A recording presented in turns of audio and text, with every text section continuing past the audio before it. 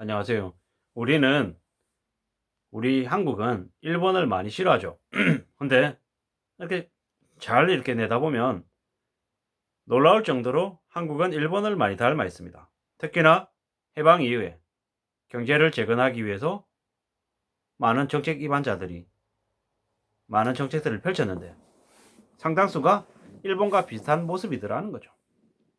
그리고 앞으로 한국의 경제 상황은 일본의 1990년대 초반 잃어버린 10년을 고스란히 닮아가고 있죠. 싱크로율이 90%가 넘는다고 합니다. 뭐 고령화되는 모습이나 아니면 빚을 지고 있는 모습이나 그리고 경기를 부양하기 위해서 펼치고 있는 각종 정책들이 놀라울 정도로 일본과 닮아 있다고 합니다. 지금 현재를 딱 잣대를 이렇게 미뤄보면 일본은 한국보다는 경제적인 상황이 훨씬 더 낫습니다. 사실상 일본은 선진국이라고 얘기할 수 있죠. 일본이라고 하는 전체 나라는 뭐 아시아나 뭐 다른 곳에 여러 가지 해외 진출을 많이 해서 채권국으로서의 위상을 가지고 있죠. 그리고 기초통화국입니다. 미국과 더불어서. 그리고 미국과 밀월 관계를 보이면서 스스로 양적 완화를 통해서 경제 정책을 펼쳐나가고 있죠. 엔화 약세가 지속되고 있지만 그래도 해외 자산이 많아서 일본은 대규모 폭락을 겪진 않죠.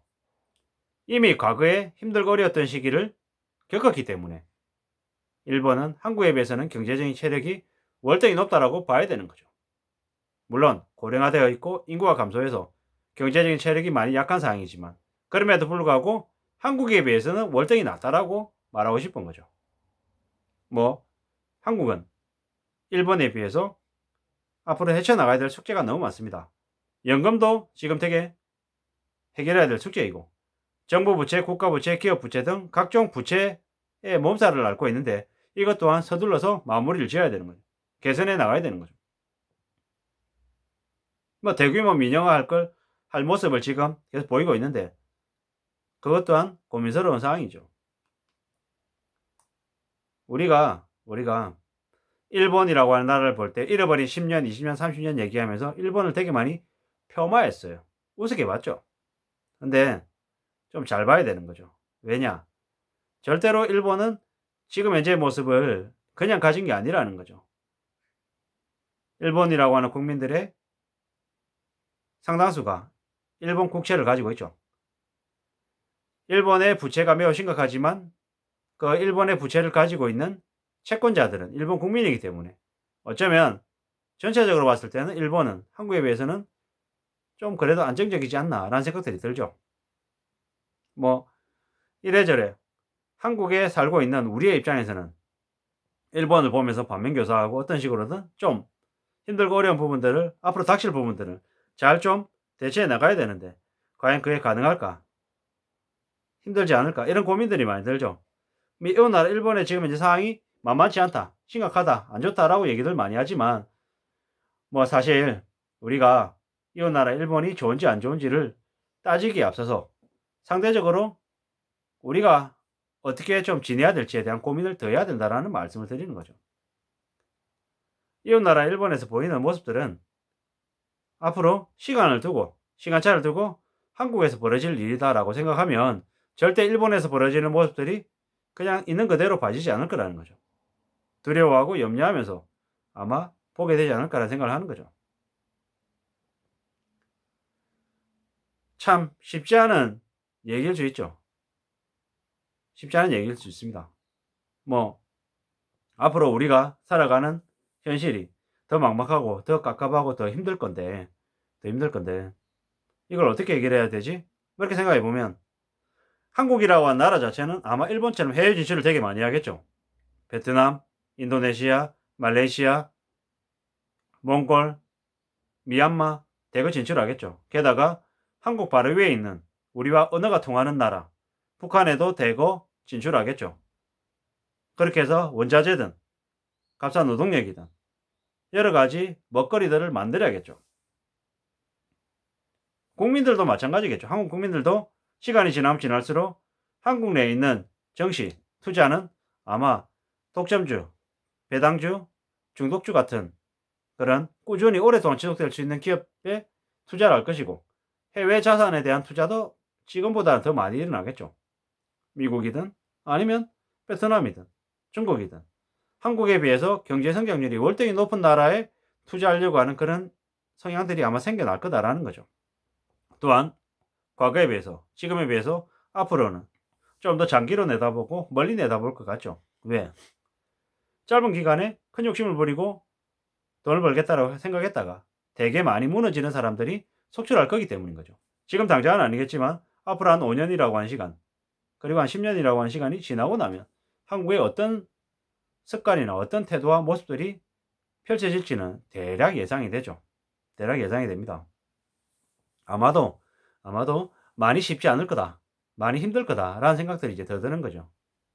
뭐 결국 고민스럽죠. 생각도 많이 하고 이런저런 많은 얘기들을 하게 될 것인데, 앞으로 뭐 먹고 살아야 되지? 어떻게 살아야 되지? 어떻게 지내는 게 맞지? 이런 얘기들을 많이 하지 않겠냐라는 거죠. 지금도 그렇고 과거도 그랬지만 앞으로 더더욱더 그 생존, 어떻게 살아야 될지에 대한 그런 고민을 더 많이 할 거다라는 거죠.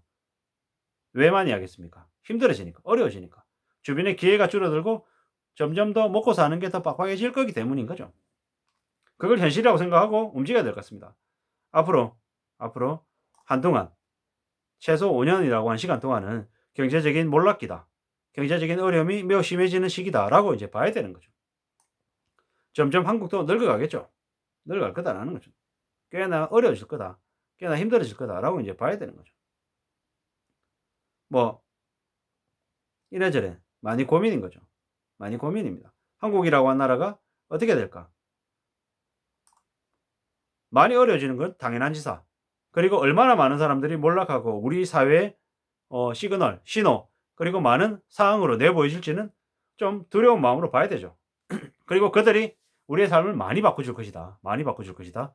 뭐 3만 달러의 저주 뭐 이러면서 뭐 선진국 문턱에서 다 겪는 일이라고들 하던데, 영국이 겪었고 프랑스가 겪었고 일본이 겪었고 미국이 겪었고 많은 나라들이 겪었다고 합니다. 그걸 한국 또한 똑같이 겪는다. 그리고 한국도 앞으로는 한국이라고 하는 자국 안에서는 소비를 극도로 줄이고 물가가 싼 동남아 이럴 때 가서 좀 소비를 좀 여유 있게 하는 이런 모습들로 바뀌겠죠.